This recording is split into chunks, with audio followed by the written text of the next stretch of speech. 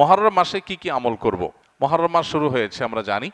মুহররম মাসের সবচেয়ে গুরুত্বপূর্ণ আমল হলো বেশি বেশি নফল রোজা রাখা।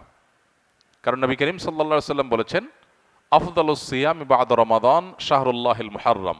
আল্লাহর কাছে রমজানের পরে সবচেয়ে শ্রেষ্ঠ রোজা হলো কোন মাসের রোজা? আল্লাহর মাস মুহররম মাসের রোজা।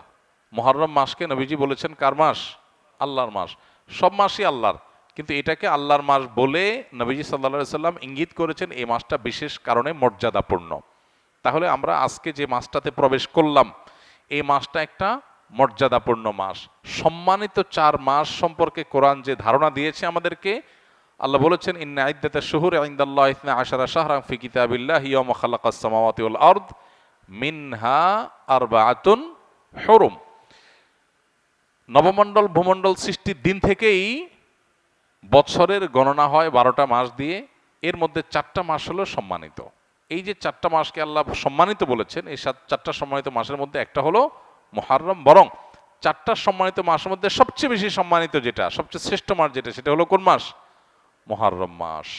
এজন্য মাস হিসাবে রমজানের পরে সবচেয়ে মর্যাদাপূর্ণ মাস হলো কোনটা?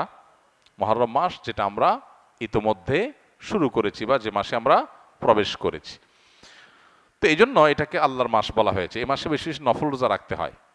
নফল রোজা নিয়ে অবশ্য আরেকটা হাদিস আছে, এর সাথে বাহ্যিক দৃষ্টিকোণ থেকে কন্ট্রাডিক্টরি মনে হয়। সেটা হলো আমাদের আয়েশা রাদিয়াল্লাহু তাআলা থেকে বর্ণিত, নবী সাল্লাল্লাহু আলাইহি ওয়াসাল্লাম এর ব্যাপারে তিনি বলেছেন, মা রাআইতু রাসূলুল্লাহ সাল্লাল্লাহু আলাইহি ওয়াসাল্লাম ইস্তাকমালা সিয়ামা শাহরিন কাত্তু ইল্লা ফি রমাদান ওয়া মা রাআইতুহু আকসারা সিয়ামা মিনহু ফি শাবান। অর্থাৎ আমাদের আয়েশা বলেছেন রাদিয়াল্লাহু তাআলা আনহা, যে আমি নবী করিম সাল্লাল্লাহু আলাইহি ওয়াসাল্লামকে পুরো মাস রোজা কমপ্লিট করতে দেখছি এক মাসে, শুধু ছিল রমজান মাস, যে পুরো 30 দিন রোজা রাখছেন। এটা শুধু দেখেছি কোথায়? রমজান মাস। আর রমজান মাস ছাড়া সবচেয়ে বেশি, মাসের বেশিরভাগ দিন রোজা রাখছেন দেখছি যে মাসে, সেটা হলো শাবান। তাহলে এই হাদিস থেকে বোঝা গেল শাবানে বেশি রোজা রাখতে হবে। আবার আমরা একটু আগে হাদিস শুনলাম, রমজানের পরে সবচেয়ে শ্রেষ্ঠ রোজা রাখার মাস হলো মুহররম মাস। নফল রোজার শ্রেষ্ঠ মাস মুহররম মাস, হাদিস থেকে বোঝা যায়। তাহলে রাসূল সাল্লাল্লাহু আলাইহি ওয়াসাল্লামের আমল একরকম, হাদিস আরেক রকম। এর সমন্বয়টা কোন জায়গায়, কিভাবে? উত্তর হলো যে মূলত মুহররম মাস এটা নফল রোজার জন্য সবচেয়ে সেরা মাস। এরপরে শাবানের মর্যাদা। নবী সাল্লাল্লাহু আলাইহি ওয়াসাল্লাম হাদিসটা বলেছেন, কিন্তু এটা আমল করার সুযোগ তিনি পান নাই। আল্লাহ তাকে দুনিয়া থেকে নিয়ে গেছেন। শাবান মাসেরটা আমলের সুযোগ তিনি পেয়েছেন। তাহলে নফল রোজার জন্য সবচেয়ে আদর্শ মাস এটা, সেই হিসাবে বেশি বেশি এই মাসে নফল রোজা রাখা দরকার। আল্লাহ যাদের তৌফিক দিয়েছে, মুহররম মাস উপলক্ষে আমরা 2-4টা হলো রোজা রাখা দরকার। এখানে আমরা যারা আছি বেশিরভাগ মানুষই হয়তো এমন, মুহররম মাসে আশুরা রোজা রাখা ছাড়া আর অতিরিক্ত রোজা হয়তো যারা সোম বৃহস্পতিবার রাখছেন, আইয়াম বীজ রাখেন, এটা হয়তো রাখছেন, মুহররম মাস হিসাবে রোজা রাখার সুযোগ বেশিরভাগ মানুষের হয়নি। তো এই হাদিসের উপর আমল করার জন্য হলেও আমরা মুহররম মাস উপলক্ষে 1-2টা রোজা রাখবো ইনশাআল্লাহ। এক।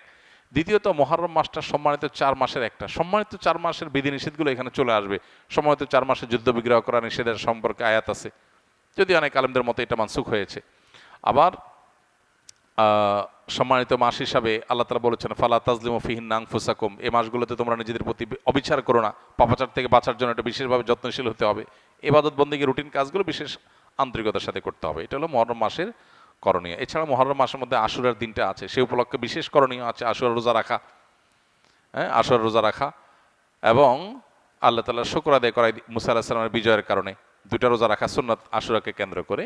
এ হলো মুহররম মাসের করণীয়। এর বাইরে মুহররম মাসকে কেন্দ্র করে অনেক করণীয় আমাদের সমাজে আছে, যেগুলো একটাও কোরআন বা হাদিস দ্বারা প্রমাণিত নয়।